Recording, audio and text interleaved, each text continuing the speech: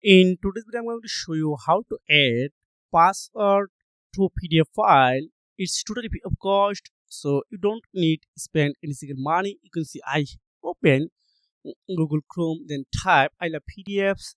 So I click this website. This is very drag and drop website. You don't need login and you don't need to spend any single money here.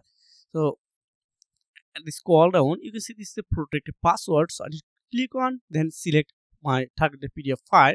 For example, I select this PDF, this name B, then here the type my PDF password. Is you can use your own way. So I type here 815. Okay, that's good. Again, the repeat this password. Okay, so if you have a multiple PDF, you can add on here this using this plus icon from your computer, from your Google Drive, and from Dropbox as well. Now to click on this protected PDF, then you can see it's working right now. Now click protected PDF. Wow, it's already start downloading. It's easy method and free of cost. It's working as well. Thanks for watching. See you again.